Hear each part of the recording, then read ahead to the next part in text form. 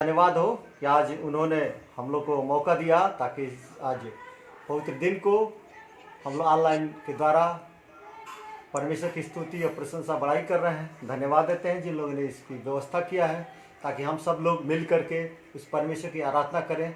भले ही हम लोग घर प्रार्थना कर लेते हैं, लेकिन एक समूह में जो पवित्र दिन को आज के दिन जो प्रार्थना की जाती है उस पर ईश्वर की विशेष आशीषें होती हैं। और हम धन्यवाद देते हैं कि हम लोग एक संगति प्रेम में हैं और परमेश्वर की आशीषें हम लोग के जीवन में हैं। पिछले संडे को हम लोगों ने बहुत अच्छा वचन सुना था। सबसे बड़ी बात है कि वचन हमारे जीवन में रहे, और जब वचन हमारे जीवन में रहेगा तभी वचन के द्वारा हम अपने जीवन को आगे बढ़ा सकेंगे। परमेश्वर के वचन में लिखा है यहोशू 1:8 में कि व्यवस्था की पुस्तक तेरे चित्त से कभी ना उतरने पाए। व्यवस्था की पुस्तक तेरे चित्त से कभी ना उतरने पाए, इसी में दिन रात ध्यान दिए रहना। परमेश्वर के वचन में दिन रात हमको ध्यान दिए रहना है। पिछले संडे हम लोगों ने पश्चाताप, प्रार्थना, आराधना, भरोसा, विश्वास के बारे में सीखा और जंजीरों से छुटकारा के लिए जंजीरों को तोड़ने के बारे में सीखा कि जो हमारे जीवन में व्यक्तिगत, पारिवारिक और सामाजिक बंधन हैं, जो जंजीरें हैं, वो यीशु मसीह के नाम से तोड़े जाएं। और परमेश्वर के वचन के द्वारा हम लोगों ने बहुत बड़ी आशीषें पाई। मैं आप लोग का ध्यान ले जाना चाहता हूं। एक राजा था और राजा अपने राज्य में सभी कलाकारों को बुलाया। सभी कलाकार आए, अलग अलग प्रदर्शन किए। एक कलाकार आया, उसके पास 3 गुड़िया थी। वो 3 गुड़िया लेकर आया। एक गुड़िया ऐसी थी जिसके एक कान में तार घुसाया गया था और दूसरे कान से तार निकल गया था। एक कान से तार घुसाया गया था और दूसरे कान से निकल गया था। दूसरी गुड़िया थी, कान से तार घुसाया गया था और मुंह से तार निकल गया था। तीसरी गुड़िया थी जिसके कान में तार डाला गया था और अंदर ही तार था, वो तार बाहर नहीं निकला था। राजा ने पूछा कि अच्छा बताओ ये 3 गुड़ियों का अर्थ क्या है? कलाकार से पूछा तो कलाकार ने बताया कि जो एक कान से तार लगाया गया है दूसरे कान निकल गया है। बहुत लोग परमेश्वर का वचन एक कान से सुनते हैं और दूसरे कान से उड़ा देते हैं। दूसरा, जो कान में तार डाला गया है और मुंह से निकल गया है, बहुत लोग परमेश्वर का वचन कान से सुनते हैं और मुंह से निकाल देते हैं। और तीसरी गुड़िया, जो कान में तार लगाया गया है और वो बाहर तार नहीं निकला, वो परमेश्वर का वचन सुनते हैं और अपने अंदर उसे रखते हैं, अपने हृदय में उसको रखते हैं।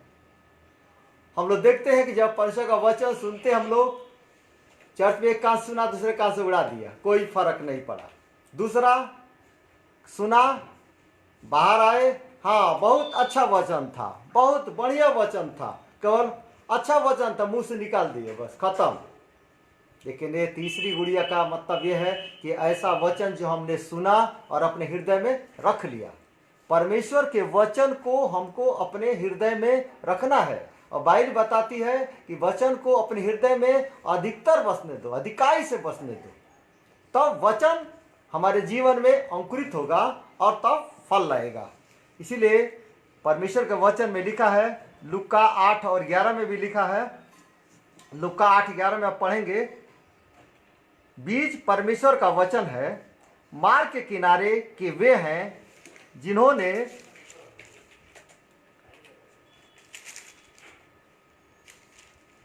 जिन्होंने सुना, तब शैतान आकर उनके मन में से वचन उठा ले जाता है कि कहीं ऐसा न हो कि वे विश्वास करके उद्धार पाएं। शैतान जो वचन हमारे जीवन में बोया जाता है, उस वचन को क्या करता है? उठा ले जाता है। जैसा कि आप देखें कि जो बीज बोने वाला आया था और जो बीज मार्ग के किनारे गिरे थे उसको तुरंत चिड़ियों ने चुग लिया। ये इसका अर्थ है कि शैतान क्या करता है कि वचन को हमारे जीवन से उठा ले जाता है, चुरा ले जाता है। आप देखेंगे और जगह लिखा है दुष्ट शैतान हमारे जीवन में आता है और इस परमेश्वर के वचन को क्या करता है कि उठा के लेके चला जाता है। वो इसलिए करता है, लिखा है कि कहीं ऐसा ना हो कि वे विश्वास करके उद्धार पाए। उस वचन पर विश्वास करके वो व्यक्ति क्या करे? उद्धार पाए। शैतान नहीं चाहता, इसलिए वो वचन को आपके जीवन में, हमारे जीवन में पनपने नहीं देना चाहता और अनेक तरह का उपाय लगाता है ताकि हम लोग उस परमेश्वर के वचन पर विश्वास न करने पाए। क्योंकि जब परमेश्वर के वचन में विश्वास करेंगे तो वचन के द्वारा हमारा उद्धार होगा। हम शारीरिक चंगाई चाहते हैं ज्यादातर, लेकिन हमारी आत्मा का उद्धार होना चाहिए।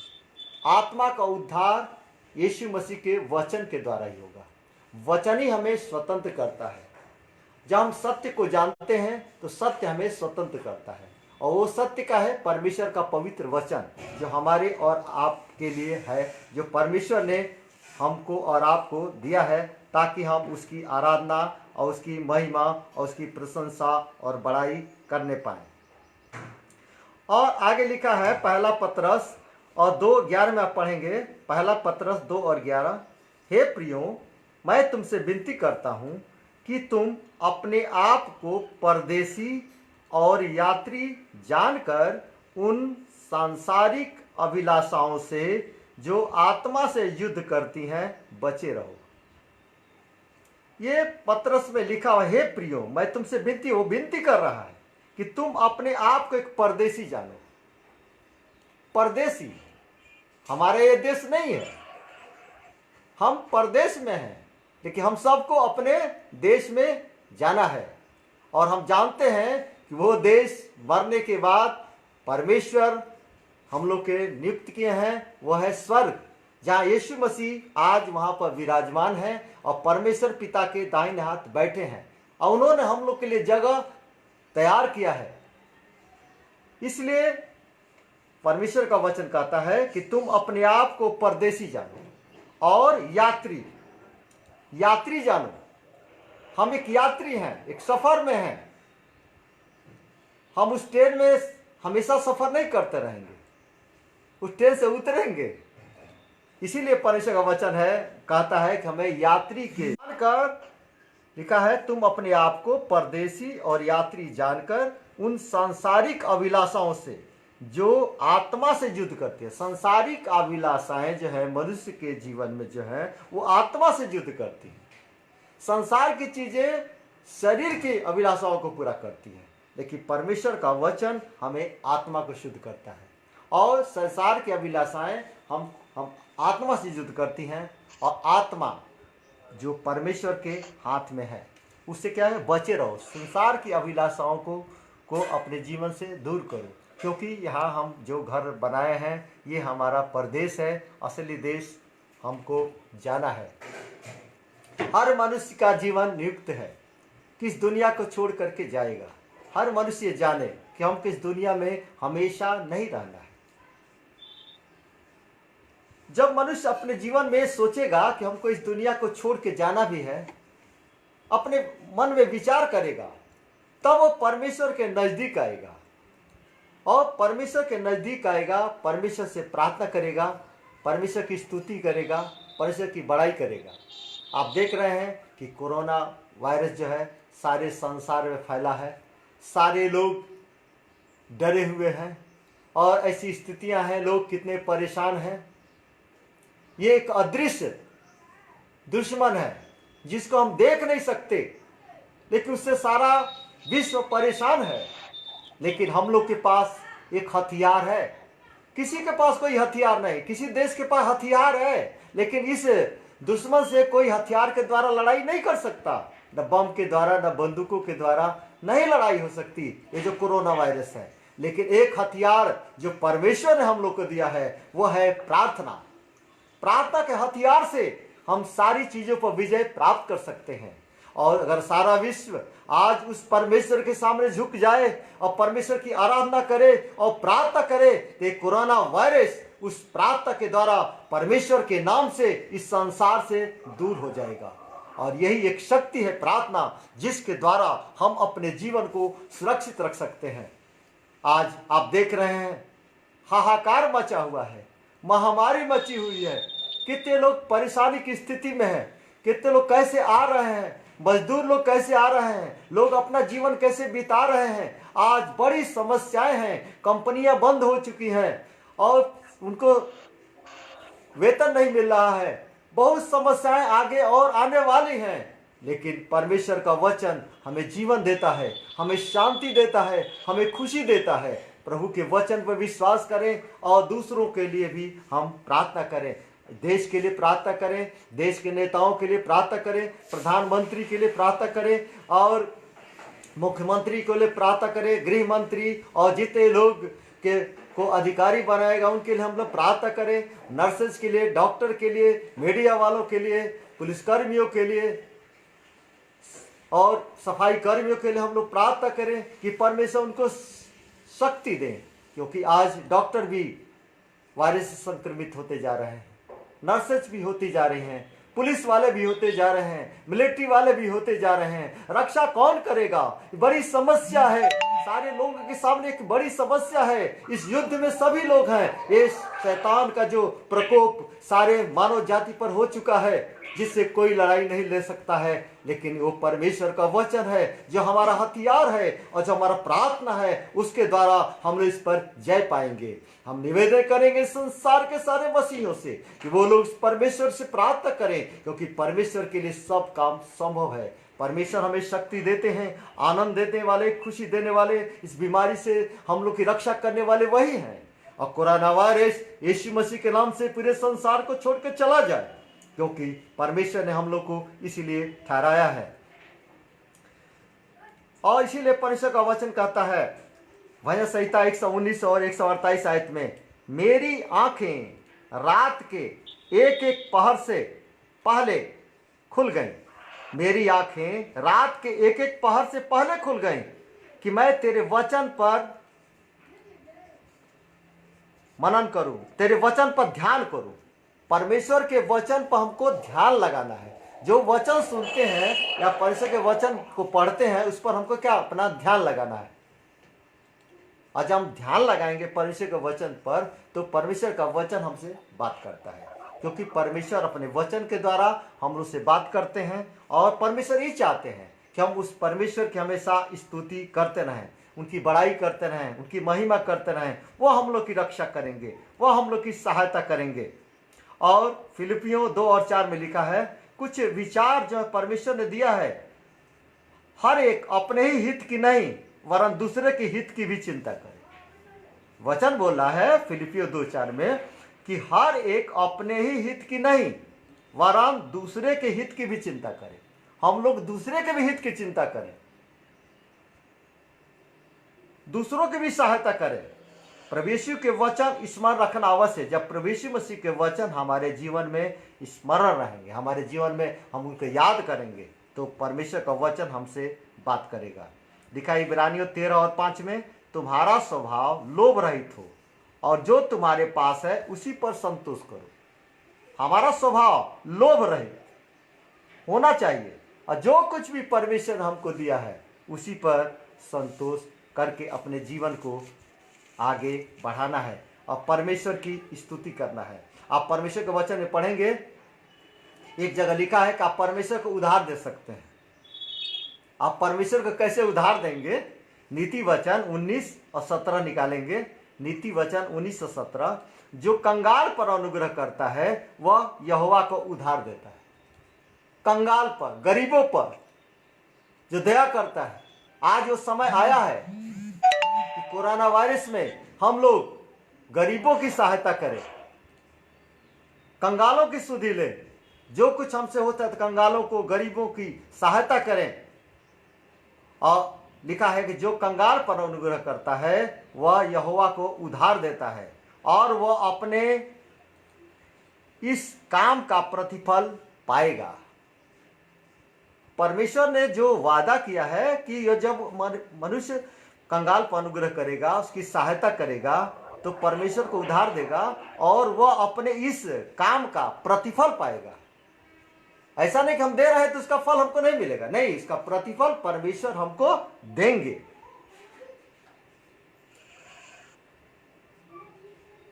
लिखा है सबोपदेशक 5 और 10 में, जो रुपये से प्रीति रखता है वह रुपये से तृप्त न होगा। संसार में जो रुपये से प्रीति रखता है, दोस्ती रखता है, केवल वह रुपये से कभी तृप्त नहीं हो सकता। हम पैसे से कभी संतुष्ट नहीं होंगे।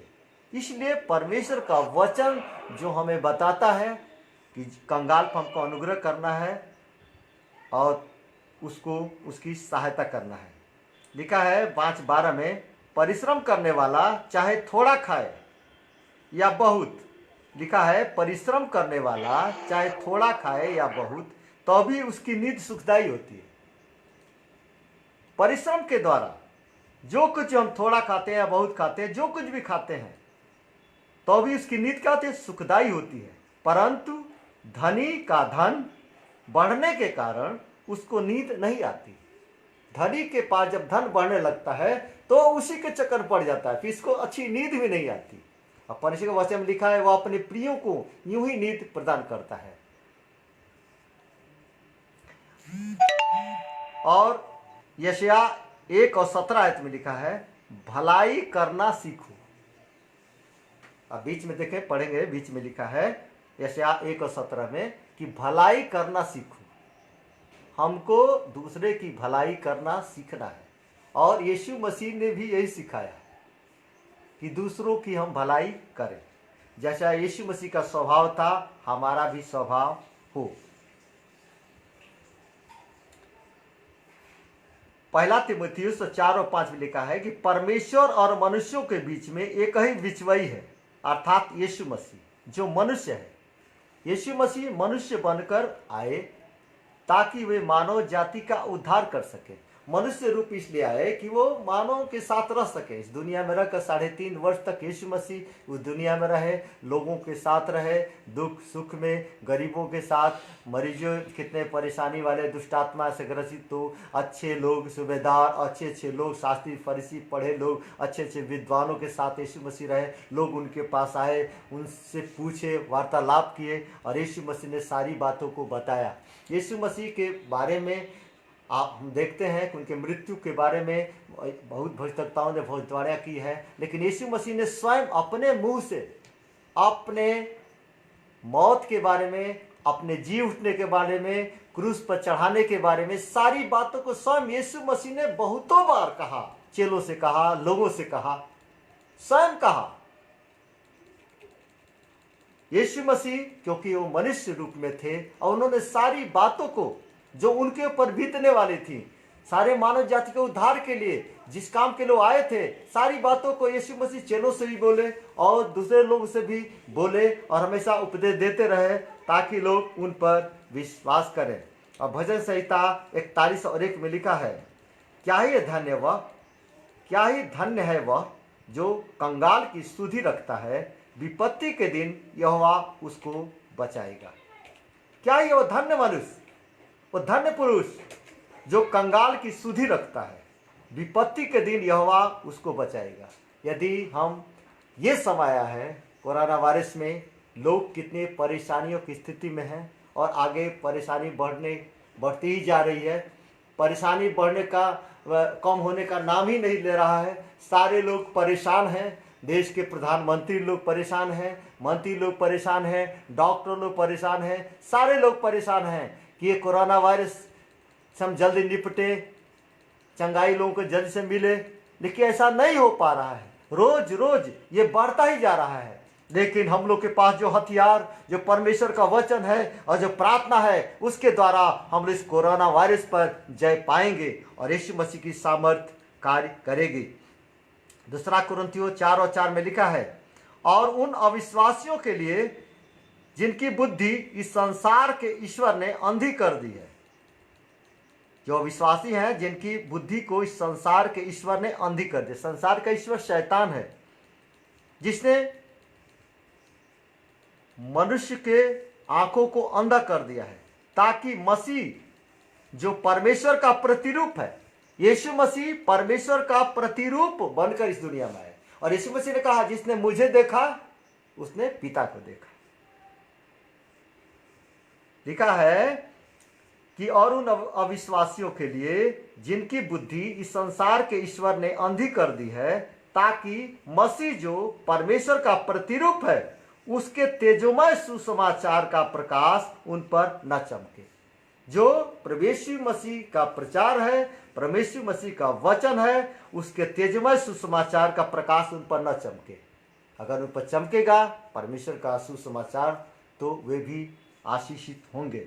शैतान नहीं चाहता कि हम उन पर विश्वास करें, परमेश्वर की आराधना करें, उनकी महिमा करें। शैतान हमेशा चाहता है कि हम लोग उस परमेश्वर से दूर रहें, लेकिन परमेश्वर हमेशा हमसे बात करते हैं। आप पढ़ेंगे दूसरा पतरस और पहला 17 से पढ़ेंगे, क्योंकि जब उसने परमेश्वर पिता से आदर और महिमा पाई और उस प्रतापमय महिमा में से यह वाणी आई, यह मेरा प्रिय पुत्र है जिससे मैं प्रसन्न हूँ, तब हम उसके साथ पवित्र पहाड़ पर थे और स्वर्ग से यही वाणी आते सुनी।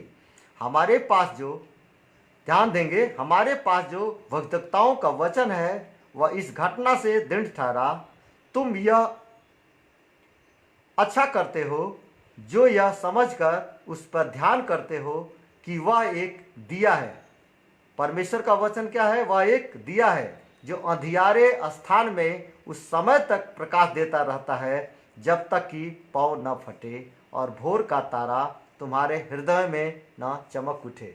ये परमेश्वर का वचन, जो परमेश्वर का वचन एक दिया के समान है, जो हमारे जीवन के अंधकार को दूर करता है, हमें आशीषित करता है, हमारे जीवन को बचाता है और हमारे जीवन की वो रक्षा करता है।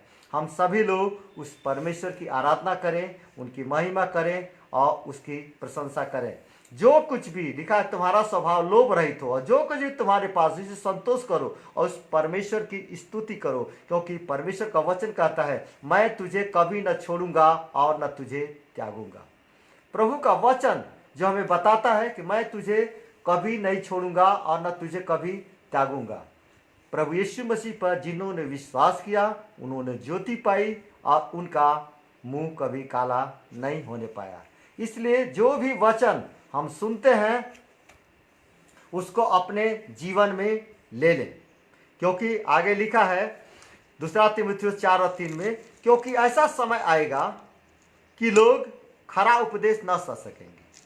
दूसरा तीमुथियुस 4:3 में लिखा है, क्योंकि ऐसा समय आएगा कि लोग खरा उपदेश न सह सकेंगे, पर कानों की खुजली के कारण अपनी अभिलाषाओं के अनुसार अपने लिए बहुतेरे उपदेशक बटोर लेंगे। बहुत लोग कानों खुजली कारण अपनी अभिलाषा, माने उनके लायक जो वचन का प्रचार करेगा उसको बटोर लेंगे। इसे लिखा है, और अपने वचन सत्य से फेरकर कथा कहानियों पर लगाएंगे। सत्य से, अपने कान को सत्य से फेरकर कथा कहानियों पर लगाएंगे। यह परमेश्वर का वचन है। पौलुस लिखता है तीमुथियुस को, बताता है, समझाता है, और जानते क्या लिखता है तीमुथियुस को?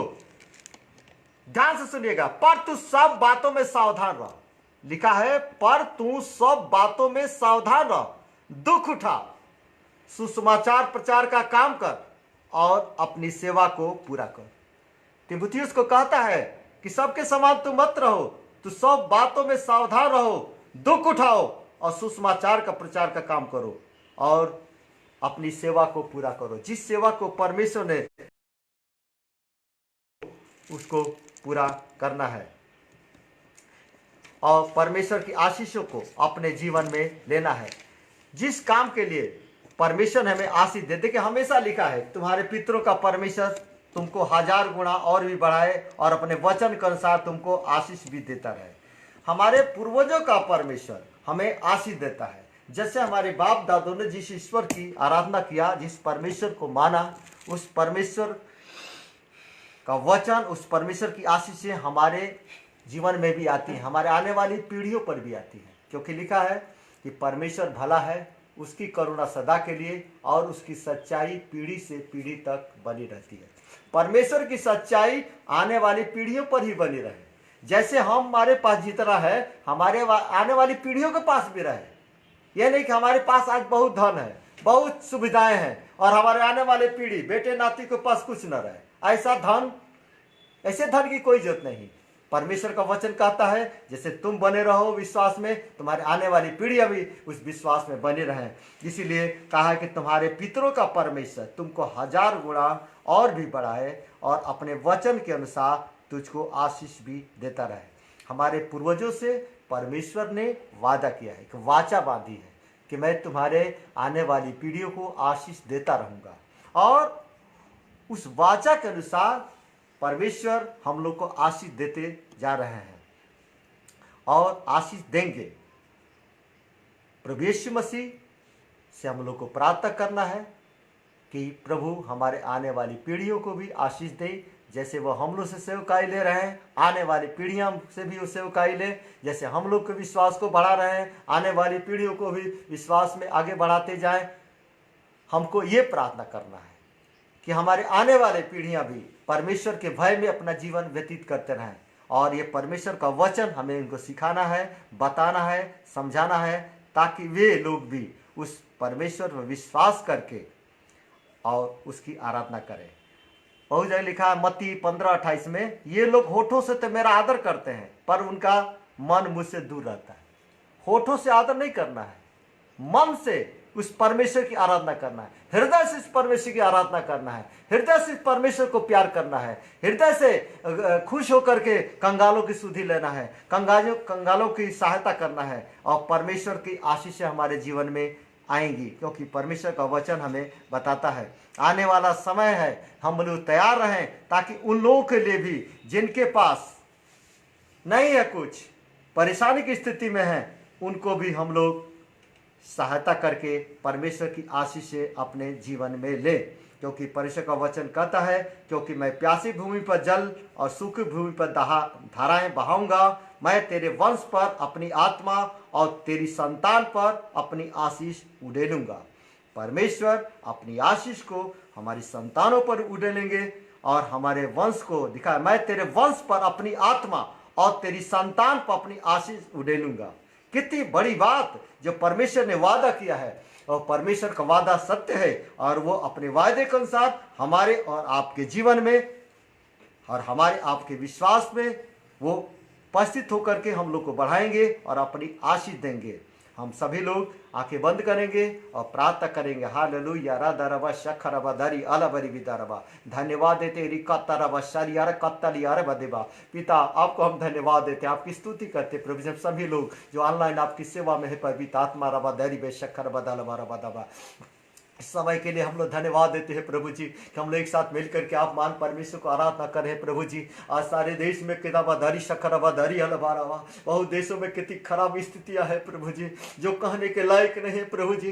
प्रभु यीशु मसीह आप तो सामर्थी और पसामर्थी परमेश्वर है प्रभु जी, अनुग्रह करने वाले परमेश्वर है प्रभु जी। हम लोग के विश्वास की रक्षा करे प्रभु जी, अपने पवित्र वचन की सामर्थ हम लोग के जीवन में आने दे प्रभु जी। आज से पुराना वायरस जो सूर्य संसार में फैल करके हर एक देश के लोगों को, पूरे मानव जाति को परेशान कर रहा है प्रभु जी, लेकिन आप मानव जाति के उद्धार इस दुनिया में आए प्रभु जी। आप प्रभु यीशु मसीह चरनी में जन्म लिए, मानव जाति के उद्धार के लिए आप कलवरी क्रूस पर कुर्बान हुए। हमारे रोगों के लिए आपने कोड़े खाए प्रभु जी, आपके कोड़े खाने से हमारी सारी बीमारियां दूर हो गई प्रभु जी। कोरोना वायरस जो हमारा अदृश्य शैतान है, जो हमारा अदृश्य दुश्मन है प्रभु जी, जिससे हम मनुष्य अपने हथियार से नहीं लड़ाई ले सकता, लेकिन प्रभु यीशु मसीह हम आपसे विनती करते हैं प्रभु जी, इस देश पर, जिस देश में हम लोग रहते हैं प्रभु जी, इस देश पर आपकी कृपा दृष्टि बनी रहे प्रभु जी। यीशु मसीह के नाम से कोरोना वायरस दूर होने पाए, पूरे विश्व में जो कोरोना वायरस फैला है प्रभु जी, यीशु के नाम से दूर होने पाए प्रभु जी। सबकी सुरक्षा करे प्रभु जी, उन मजदूरों को प्रभु जी, उन परेशान असहाय लोगों को आप हाथ में डालते प्रभु जी, उनको भी आशीष दे परमेश्वर, उनकी सहायता करने की मदद अगुवाई करे प्रभु जी, अपनी आशीष को दे परमेश्वर। चंगाई देने वाले आप ही प्रभु जी। आज ऐसी स्थिति आ गई है प्रभु जी, जब तक आप अपने स्वर्ग से अपने पवित्र रक्त को नहीं भेजेंगे परमेश्वर, जो अपने क्रूस पर प्रभु हाथ है यीशु, जब तक आप अपना लहू इस पूरे संसार पर नहीं लगाएंगे प्रभु जी, आपने उस क्रूस को जो चारा बादशाही हलबरबा, तब तक ये पूरा हमारा विश्व शांति नहीं पा सकता, कोरोना वायरस नहीं जा सकता प्रभु जी। प्रभु यीशु मसीह हम लोग आपसे विनती करते हैं प्रभु जी कि आप अपनी आशीष को दे प्रभु जी, अपने पवित्र रक्त को इस पूरे संसार पर लगा दे प्रभु जी, हर एक लोग पर लगा दे। कोरोना वायरस यीशु के नाम से दूर हो जाए, यीशु के लहू से श्रापित होकर हमेशा के लिए दूर हो जाए और यीशु मसीह के नाम से इस संसार उद्धार पाए प्रभु जी। आपके चरणों पर लोग आए और आप महान प्रभु को अपना व्यक्ति का उद्धार करता ग्रहण करें और आपकी आशीषों को अपने जीवन में ले लें। प्रभु आप महान हैं, आप महान अनुग्रह करने वाले और सामर्थी परमेश्वर हैं। आपने हम सबकी प्रार्थना सुना है, जो कुछ वचन का प्रचार हम लोगों ने सीखा प्रभु जी, वह हमारे हृदय में काम करे प्रभु जी, हमारे हृदय में रहे और उसके अनुसार हम लोग अपने जीवन को आगे बढ़ाएं और हम लोग के जीवन से आप महान परमेश्वर की महिमा प्रशंसा बढ़ाई होने पाए। सारी स्तुति प्रशंसा बढ़ाई आपके हाथ में सौंपते हुए प्रार्थना यीशु के नाम से मांगते हैं, आमीन।